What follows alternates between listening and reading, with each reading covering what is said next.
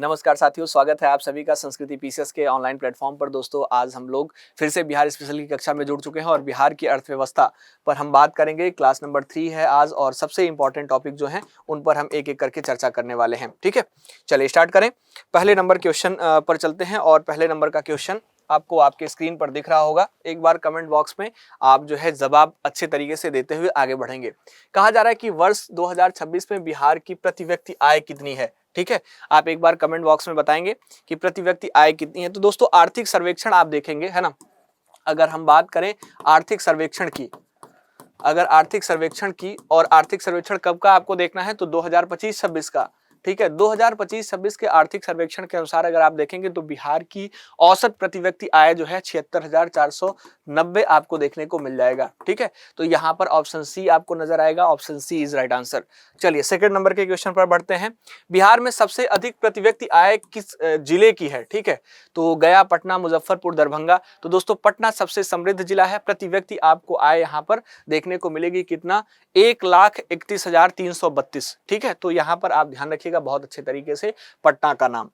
तीसरे नंबर के प्रश्न पर चलते हैं। बिहार में सबसे कम प्रति व्यक्ति आय किस जिले की है। शिवहर, पटना, मुजफ्फरपुर, दरभंगा। तो बिहार में सबसे कम प्रति व्यक्ति आय जो है आप देखेंगे तो शिवहर सबसे गरीब जिला है और यहाँ की प्रति व्यक्ति आय आपको 22,047 रुपया देखने को मिल जाता है। ठीक है, आगे अगर हम बात करें अपने नेक्स्ट क्वेश्चन की, यहाँ पर शिवहर को आप मार्क कर लीजिएगा। चौथे नंबर के क्वेश्चन की, तो यहाँ पर कहा जा रहा है कि वर्ष 2024-25 में बिहार का प्रति व्यक्ति विकास व्यय कितना है। ठीक है, अच्छा प्रश्न है यह।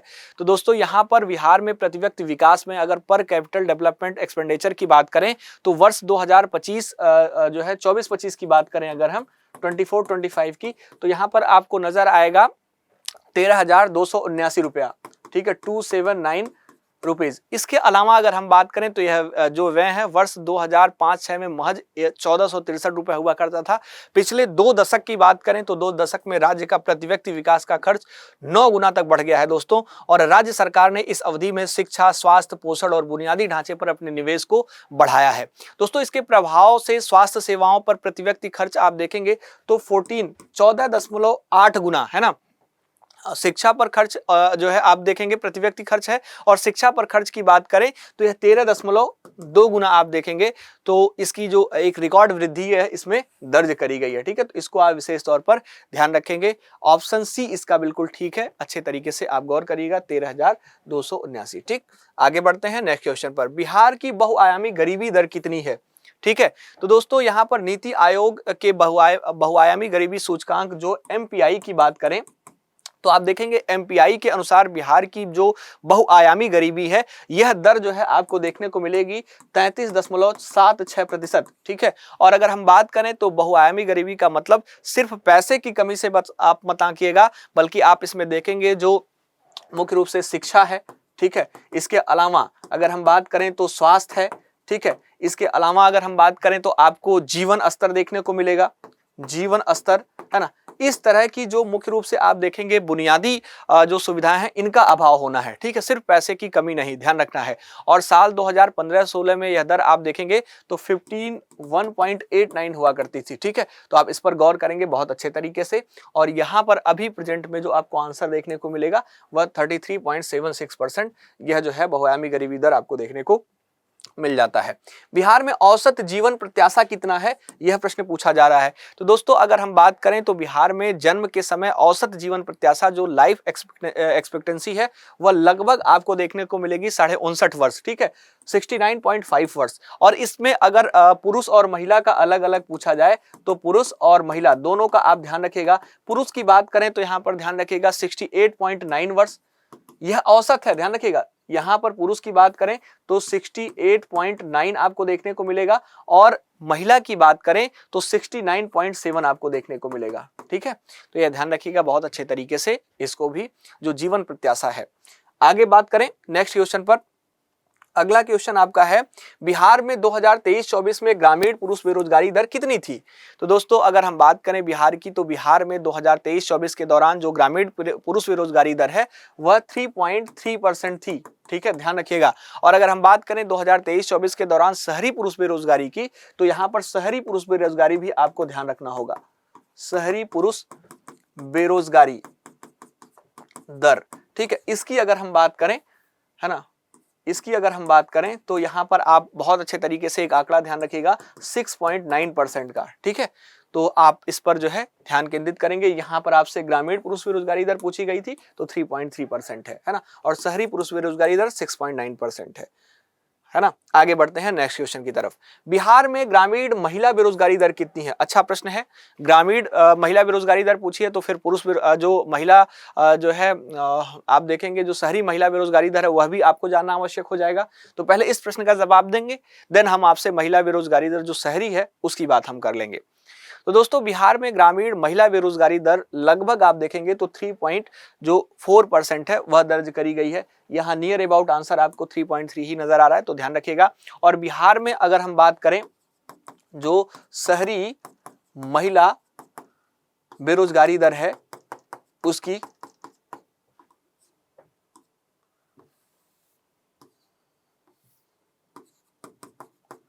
बेरोजगारी दर की, तो आप इसके संदर्भ में एक आंकड़ा ध्यान रखिएगा 9.1% का। ठीक है, तो यहां पर डी ऑप्शन में देखने को मिलेगा, यह आपका शहरी है, यह आपका शहरी है। ठीक है, भूलेंगे नहीं ना। चलिए इसको दोस्तों रटना ही पड़ेगा, याद ही करना पड़ेगा आपको। आगे बढ़ते हैं नेक्स्ट क्वेश्चन की तरफ। बिहार में कितने प्रतिशत महिला श्रमिक स्वयं नियोजित थी?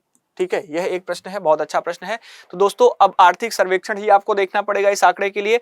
आर्थिक सर्वेक्षण के अनुसार अगर हम बात करें तो बिहार में आप गौर करेंगे 83.7% जो महिला हैं यह श्रमिक स्वयं नियोजित थी। इन स्वयं नियोजित महिलाओं में से एक बड़ा हिस्सा आप देखेंगे तो अपने घरेलू उद्यम, जैसे आप गौर करेंगे जो कृषि है ना, इसके अलावा अगर हम बात करें जो पशुपालन है, जो पशुपालन है,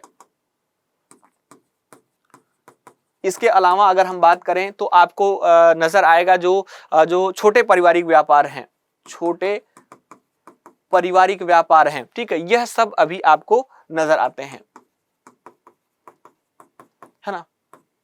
तो यहां पर इसमें बिना वेतन वाली सहायिका के रूप में यह काम करते हैं, तो अच्छे तरीके से ध्यान रखिएगा, है ना। चलिए आगे बढ़े 10 नंबर के प्रश्न पर। 10 नंबर का प्रश्न कह रहा है बिहार का इंटरनेट घनत्व कितना है? पहले भी यह प्रश्न पूछा जा चुका है, आप एक बार फिर से कमेंट बॉक्स में बताएंगे। तो दोस्तों बिहार का इंटरनेट घनत्व, है ना, इंटरनेट डेंसिटी और जो पेनिट्रेशन है वह अगर हम देखें तो 43.10 आपको देखने को मिलेगा। प्रतिशत में है, यह ध्यान रखना है। एक चीज ध्यान रखिएगा, इंटरनेट घनत्व का मतलब है किसी खास क्षेत्र में इंटरनेट का उपयोग करने वालों की संख्या। ठीक है, तो जब भी आपसे इंटरनेट डेंसिटी के बारे में बात करी जाए, ठीक है, डेंसिटी के बारे में बात करी जाए तो आप तुरंत इस बात को ध्यान रखेंगे कि किसी खास क्षेत्र में इंटरनेट का उपयोग करने वाले लोगों की संख्या कितनी है। ठीक है, और इसे प्रति 100 लोगों पर इंटरनेट उपयोगकर्ता की संख्या के रूप में मापा जाता है, इसको ध्यान रखिएगा। ओके, तो बहुत अच्छे तरीके से इस पर आपको गौर करना होगा। आगे बढ़ते हैं अपने नेक्स्ट क्वेश्चन की तरफ। 2024-25 में प्रति व्यक्ति बिजली खपत कितनी हो गई है? ठीक है, तो दोस्तों अगर हम बात करें तो आप ध्यान रखिएगा बिहार में वर्ष 2025 में बिजली की जो चरम मांग रिकॉर्ड है वह आपको 8752, है ना, 8752 मेगावाट तक आपको पहुंचते हुए दिखाई देगी। ठीक है, और प्रति व्यक्ति खपत की बात करें 2011-12 में तो 134 किलोवाट से बढ़कर अभी 2024-25 की बात करें तो आपको 374 किलोवाट पर आवर आपको देखने को मिल जाएगी। ठीक है, और यहां पर आप गौर करिएगा मुख्यमंत्री विद्युत उपभोक्ता सहायता योजना की हमने आपसे पहले भी इसके बारे में बात किया है। तो इस योजना के तहत आप देखेंगे सभी घरेलू उपभोक्ताओं को प्रति माह 125 यूनिट तक जो मुफ्त बिजली है वह दी जाएगी, और लगभग इससे 1.67 करोड़ परिवार जो है लाभान्वित होने वाले हैं। ठीक है, तो ध्यान रखिएगा बहुत अच्छे तरीके से इसके बारे में भी कितने यूनिट, तो 125 यूनिट, है ना, यह भी आपको ध्यान रखना पड़ेगा। आगे बढ़ते हैं नेक्स्ट क्वेश्चन में। बिहार में मनरेगा में महिलाओं की भागीदारी कितनी है? बहुत अच्छा, आप देखेंगे जो जी रामजी योजना है इसके संदर्भ में आज ही आपको द हिंदू में एक आर्टिकल मिलेगा और मुख्य रूप से उसके लिए जो बजट एलोकेशन है वह देखने को मिल रहा था, है ना। तो आप बताएंगे बिहार में जो मनरेगा था, मनरेगा में महिलाओं की भागीदारी कितनी है? ठीक है, तो दोस्तों 2024-25 में आप देखेंगे तो जो लगभग आप पाएंगे तो 2498.3 लाख मानव दिवस रोजगार इसमें सृजित हुए हैं, जिसमें महिलाओं की भागीदारी आपको 55.1%, 55.1% रही है। और यह सरकार द्वारा तय किए गए जो न्यूनतम 33% का जो लक्ष्य था, है ना, 1/3 का, इसके नियम से बहुत अधिक आपको नजर यहाँ आ रहा है। ठीक है, तो सरकार का लक्ष्य मिनिमम इतना था 33% का। ठीक है, तो इस पर आपको गौर करना पड़ेगा। आगे बढ़ते हैं 14 नंबर के प्रश्न में। बिहार में पीडीएस के तहत कितने करोड़ लाभार्थी को लाभ मिल रहा है? तो दोस्तों बिहार में जो जन वितरण प्रणाली है, इसको बोलते हैं जन वितरण प्रणाली, आप लोग जानते होंगे हिंदी में, है ना। अगर हम पीडीएस की बात करें तो ध्यान रखिएगा, इसके तहत लगभग जो है 8.42 करोड़, है ना, 8.42 करोड़ जो है लाभार्थी को राष्ट्रीय खाद्य सुरक्षा अधिनियम जो NFSA है ना, इसकी बात करें तो इसके अंतर्गत लाभ मिल रहा है। सरकारी आंकड़ों के अनुसार अगर हम बात करें तो इन लाभार्थियों को लगभग 1.79 करोड़, है ना, 1.79 करोड़ जो सक्रिय राशन कार्ड धारक परिवार हैं वह शामिल आपको दिखाई देते हैं। और 90% परिवारों का जो आधार प्रमाणीकरण है ना, इसके जरिए राशन आपको देखने को मिल जाता है। ठीक है, तो आप इस पर भी गौर करेंगे। तो यहां पर अगर हम बात करें तो ध्यान रखिएगा पीडीएस के तहत कितने करोड़ लाभार्थी, तो 8.42 करोड़ आपको ऑप्शन ए में नजर आएगा। यह ऑप्शन बिल्कुल आपका ठीक है, option A is right answer. ठीक है, तो यहां पर बहुत अच्छे तरीके से इसको गौर करिएगा, सिस्टमेटिक तरीके से आप कनेक्ट करिएगा और हर एक प्रश्न को आप बेहतर तरीके से अप्रोच करने का प्रयास करिएगा। ठीक है, अगर कहीं पर कोई डाउट है, किसी भी प्रकार का आपके पास प्रश्न है तो आप कमेंट बॉक्स में एक बार बताएंगे और अच्छे तरीके से आप जो है एक बार मुझे अपने परेशानी को शेयर करेंगे। ठीक है, तो दोस्तों यहाँ पर यह 13 प्रश्न थे, लेकिन यह 13 प्रश्न बहुत ही इंपॉर्टेंट है, चाहे वह आपका बिहार में जो प्रतिशत महिला श्रमिक स्वनियोजित की बात हो गई, या बिहार में आप देखेंगे जो आप गौर करेंगे इंटरनेट घनत्व के संदर्भ में बात हो गई, या प्रति व्यक्ति बिजली खपत के बारे में बात होगी, क्योंकि ये सब आप देखेंगे बहुत ही प्रैक्टिकल क्वेश्चंस हैं, है ना। और आपके एग्जाम में हमेशा आप गौर करेंगे तो बहुत ही प्रैक्टिकल क्वेश्चंस पूछे जाते हैं। ठीक है, पीटी में खास करके। तो अगर आप इन सभी प्रश्नों को बहुत अच्छे से ग्रैब करेंगे दोस्तों, बहुत अच्छे तरीके से आप इसको पकड़ कर रख लेंगे, है ना, तो आपका काम आसान हो जाएगा। एग्जाम में अगर प्रश्न आएगा तो आप ठीक से उसका आंसर कर पाएंगे। एक चीज और आपके लिए सुझाव है आज के अपने इस सेशन में, है ना, कि अभी तक का जितना भी सेशन आपका स्टैटिक वाला करा दिया गया है उसको आप बहुत तेजी से रैपिडली जो है रिवाइज कर लीजिए, अच्छे तरीके से कनेक्ट कर लीजिए, क्योंकि अब एग्जाम में बहुत दिन नहीं बचा है, बहुत कम ही दिन शेष हैं। और बहुत अच्छे तरीके से उसको रिवाइज करिए। जहां पर भी कोई डाउट आए तो आप मुझे कमेंट बॉक्स में जरूर पूछिए, है ना। मैं प्रतिदिन अपने वीडियो के कमेंट बॉक्स को चेक करता हूँ, आप में से जितने लोगों की प्रतिक्रिया होती है लगभग मैं प्रयास करता हूं कि सभी लोगों का आंसर दूं, अगर कोई जेन्युइन प्रश्न उनके द्वारा पूछा गया है तो। ठीक है, तो आप इसको बहुत अच्छे तरीके से ग्रैब करेंगे और ठीक से आप कनेक्ट करने का प्रयास करेंगे। अगर इस तरीके से आप काम करेंगे तो काम आपका हो जाएगा और हम उसको ठीक से अचीव कर पाएंगे। ठीक है, तो 13 प्रश्नों की संख्या इस प्रकार से देखने को मिली है और फिर हम अपने नेक्स्ट सेशन में फिर अगले अन्य टॉपिक पर बात करेंगे, अच्छे तरीके से उसको कनेक्ट करेंगे। ठीक है, तो आज के लिए इतना ही। थैंक यू सो मच, बहुत बहुत धन्यवाद आप सभी का संस्कृति पीसीएस के यूट्यूब चैनल से जुड़ने के लिए और साथ ही साथ मेरे साथ भी जुड़ने के लिए।